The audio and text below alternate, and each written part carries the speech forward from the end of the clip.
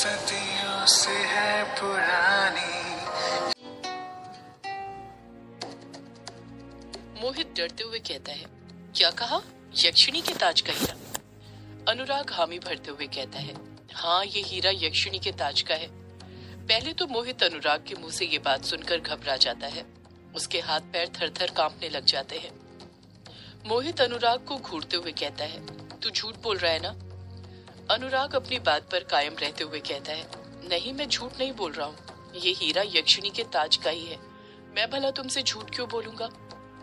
मोहित तुरंत पलट कर कहता है, ताकि यक्षिणी के डर से ये हीरा मैं तुझे दे दूं। तू मुझसे ये हीरा छीनना चाहता है ना? तुझे ये हीरा चाहिए ना? अनुराग तुरंत ना में अपना सिर हिलाते हुए कहता है, नहीं नहीं मुझे ये हीरा नहीं चाहिए। मैं तुमसे भला ये हीरा लेकर क्या करूंगा? मैं तो बस तुम्हें वो बता रहा हूँ जो सच है, ताकि तुम इसे मामूली हीरा समझकर किसी ऐरे गहरे को ना दे दो।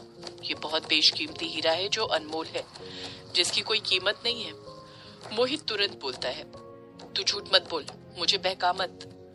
अनुराग कहता है, मैं बहका नहीं रहा हूँ, सच बोल रहा हूँ। मोहित पलट कर कहता है, अगर सच बोल रहा है तो साबित कर। अनुराग कहता है, साबित करूं पर क्या? मोहित जवाब देता है, यही कि यह हीरा यक्षिणी के ताज का है। अनुराग खामोश हो जाता है। वो मन ही मन सोचने लग जाता है, अब मैं कैसे साबित करूं कि यह हीरा यक्षिणी का है? मोहित अनुराग को घूरते हुए कहता है, हो गई बोलती बंद तेरी, बड़ा आया मुझे ज्ञान देने वाला। अनुराग कुछ सोचते हुए कहता है, मैं साबित कर सकता हूँ, पर उसके लिए तुझे मेरे साथ चलना पड़ेगा। मोहित मुंह बनाते हुए कहता है, चलना पड़ेगा पर कहाँ पर? अनुराग बात को छुपाते हुए कहता है, बस चल मेरे साथ, मैं तुझे साबित करके दिखाता हूँ कि ये हीरा यक्षिणी का है। ले पकड़ अपना हीरा अपने पास। इतना कहकर अनुराग अपने हाथ का हीरा मोहित के हाथ में थमा देता है, ताकि मोहित को उस पर विश्वास हो जाए कि वो झूठ नहीं बोल रहा था, और ना ही अनुराग के मन में उस हीरे को पाने की तमन्ना थी। मोहित को भी अनुराग के अंदर इतना कॉन्फिडेंस देखकर लगने लग जाता है कि अनुराग सच कह रहा था। जब मोहित कुछ रिएक्ट नहीं करता है तो अनुराग फिर बोल पड़ता है, बैठा क्या है? तुझे सबूत चाहिए था ना? तो चल मेरे साथ, मैं तुझे सबूत देता हूँ। अगले ही पल मोहित टेबल पर जो शराब की आधी बोतल रखी हुई थी उसे अपने हाथ में कसकर पकड़ता है और कुर्सी पर से उठते हुए कहता है, चल मैं तैयार हूँ तेरे साथ चलने के लिए, पर एक बात मेरी याद रखना, अगर तू साबित नहीं कर पाया ना कि ये हीरा यक्षिणी का है तो मुझसे बुरा फिर कोई नहीं होगा। सोच लेना तू मैं तेरा क्या हाल करूंगा। अनुराग अपनी कुर्सी पर से उठते हुए कहता है, इन सब चीजों की नौबत ही नहीं आएगी, तुम चलो तो मेरे साथ। इतना कहकर अनुराग बैसाखी को अपने हाथ में थामता है और अपने कदम आगे बढ़ाने लग जाता है। मोहित भी टेबल पर आधी भरी शराब की बोतल को अपने हाथ में उठाता है और अनुराग के पीछे पीछे ही जाने लग जाता है। कुछ देर बाद अनुराग डर के साथ अपने कदम आगे बढ़ाते जा रहा था, क्योंकि सच तो ये था कि उसे भी नहीं पता था कि जो वो करने जा रहा था वो उससे हो भी पाएगा या नहीं। वो खुद डाउट में था कि वो उस हीरे को यक्षिणी का हीरा साबित कर पाएगा या नहीं। अनुराग के मन में डर था, और वो डर उसके चेहरे पर भले ही नजर ना आ रहा हो, पर उसकी चाल से साफ समझ आ रहा था। उसके चलने की रफ्तार धीमे होती जा रही थी। वो बहुत ही धीरे धीरे अपने कदम आगे बढ़ा रहा था। मोहित भी अनुराग के पीछे ही चल रहा था। वो हर 3-4 कदम आगे बढ़ाने के बाद शराब का एक घूंट पीता था और फिर आगे बढ़ने लग जाता था। मोहित अनुराग के पीछे चलते हुए उससे कहता है, तू मुझे ले जा कहाँ पर रहा है? जब से चलाए जा रहा है, कहीं मुझे अकेले में ले जाकर तेरा इरादा मुझसे ये हीरा छीनने का तो नहीं है? अनुराग चलते हुए ही जवाब देता है, अगर मुझे तुमसे ये हीरा छीनना होता तो मैं कब का इसे तुम्हारे हाथ से छीन कर भाग चुका होता, और तुम मुझे पकड़ नहीं पाते, समझे? मैं चोरी नहीं करता हूँ तुम्हारी तरह, मैं चोर नहीं हूँ। मोहित पलट कर कहता है, अगर तू चोर नहीं है तो मुझे बताता क्यों नहीं कि तू मुझे ले कहाँ जा रहा है? जब से चलाए जा रहा है कुछ बताता ही नहीं है।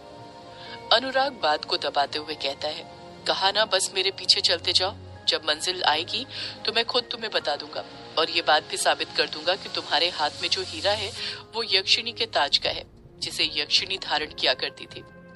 अनुराग अपने कदम आगे बढ़ाते रहता है। मोहित भी उसके पीछे जाते रहता है।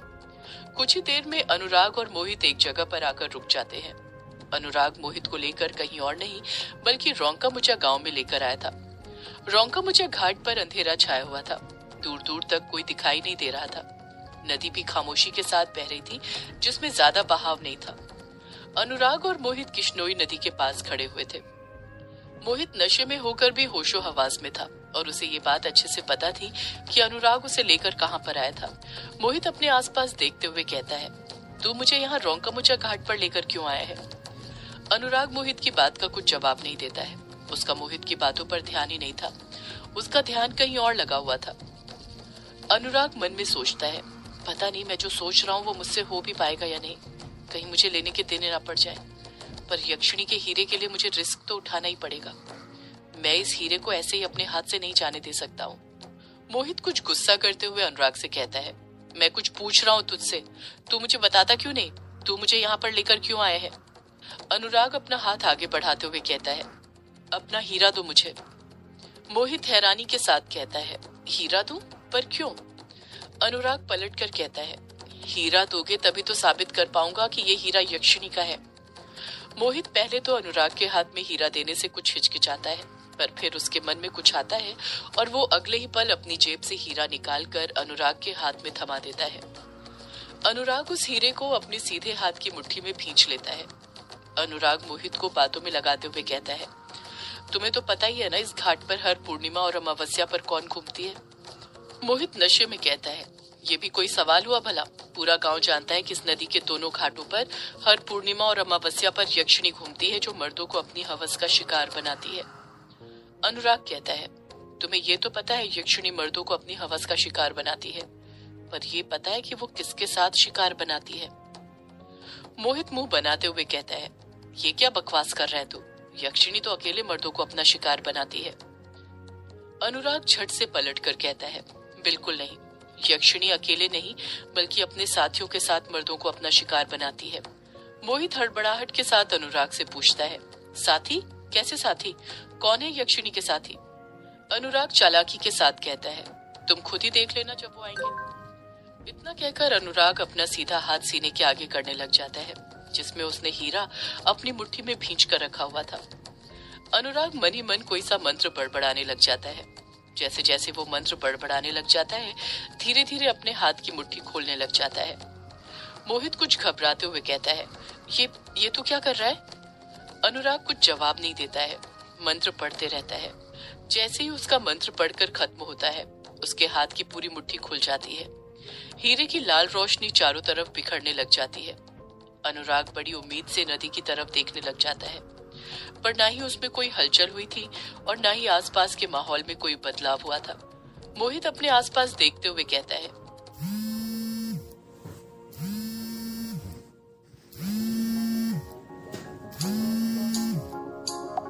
कहाँ पर है यक्षिणी के साथी? मुझे तो वो कहीं पर भी दिखाई नहीं दे रहे। तू मुझे कहीं उल्लू तो नहीं बना रहा?